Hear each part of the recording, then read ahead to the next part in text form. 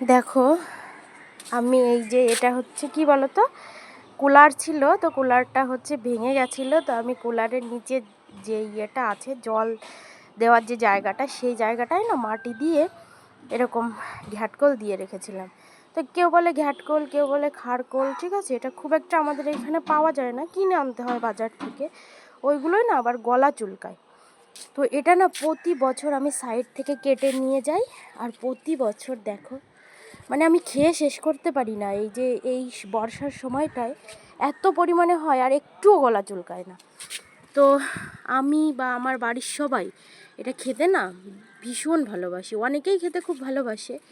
তো বাটা করে খেতে যে কি দারুণ লাগে। তো আজকে ভাবলাম যে প্রচুর হয়ে গেছে, একটু না কেটে দিলে না আবার নতুন করে হবে না ভালো, আর পাতাগুলো নষ্ট হয়ে যাচ্ছে। তো আজকে এগুলো কেটে নেব আমি সব।